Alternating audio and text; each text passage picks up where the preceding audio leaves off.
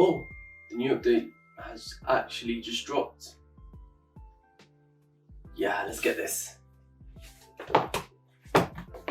So Apple have officially dropped the new iOS 15.4 update on the 18th of March 2022, and it's got some really juicy updates.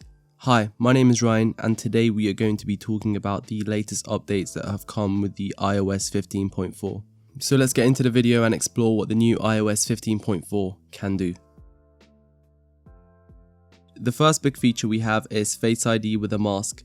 I mean, better late than never, right? While iOS 14.5 lets you unlock your iPhone with your Apple Watch when Face ID doesn't work, that's not a lot for those who don't have a watch but are trying to reduce the spread of a deadly pandemic by wearing a mask in public spaces. Inside the Face ID and passcode settings in iOS 15.4, you'll find a new toggle to use Face ID with a mask. When turned on, Face ID will use the unique features around the eye area to authenticate rather than the full facial recognition, which includes unlocking payments and password authentication. There's also a new Add Glasses settings so the system can properly identify your facial features. However, Apple warns that Face ID is more accurate with the settings turned off. For personal automations that are set up in the Shortcuts app, there's a new Notify When Run option that lets you toggle notifications for shortcuts that are activated on or off. Now with this option, you can choose to not be notified when a shortcut activates something. Now that wasn't actually possible with earlier versions of iOS 15. This is a really cool feature as we can now run personal automations from shortcuts in the background without banner notifications if chosen to do so. Now there have been a lot of issues with the AirTag such as stalking and a lot of creepy things associated with it. The first wave of Apple's upgrades to the AirTag and the associated Find My App features has arrived in this update. You now get a new pop-up when setting up an AirTag to warn you that tracking someone without consent is a crime, and that victims and law enforcement can find your details via the tag when discovered. In addition, you can now no longer disable all warning notifications for unexpected AirTags in your vicinity, and other Find My items will now be properly identified in these warnings, rather than coming up with an unhelpful generic alert. This won't be the end of AirTag changes from Apple, which has pledged to include a number of anti-stalking features throughout 2022. And of course, what's an Apple update without new emojis? There are several dozen new emojis as part of the Unicode Consortium's Emoji 14 release.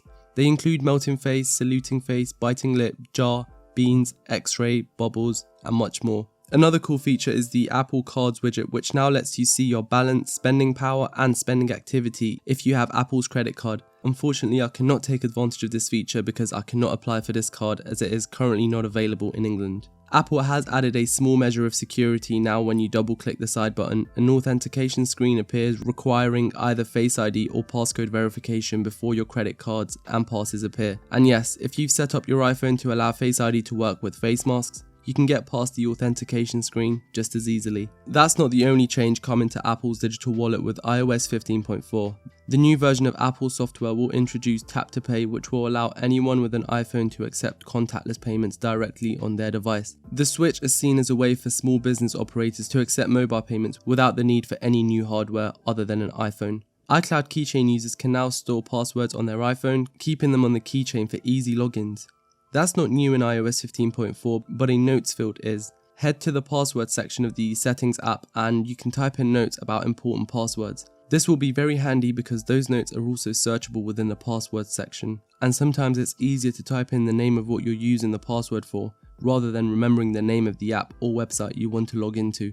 Now this update will be crucial for iPhone 13 Pro and Pro Max owners out there. There might be those of you who have noticed 120Hz animations being a bit inconsistent across apps. Well, Apple has said that there was a core animation bug that should be fixed in a future update, and it appears that iOS 15.4 is in fact that update, which will now help third-party apps display 120Hz animations. Last year's iOS 14.5 update introduced a notable change for Siri. The iPhone's digital assistant no longer defaulted to a female voice. Instead, you got to choose the voice for Siri, and Apple added more options with an eye towards inclusivity. With iOS 15.4, Apple's adding a fifth Siri voice option for American users, and this one's designed to be more gender neutral. You can check out the new voice by heading to Siri and search in Settings and selecting Siri voice. The new arrival is under Voice 5, so let's have a listen to it. Hi, I'm Siri. Choose the voice you'd like me to use. For those of you that listen to podcasts, there's now a new filter option that lets you sort the podcasts you're subscribed to by unplayed and downloaded episodes.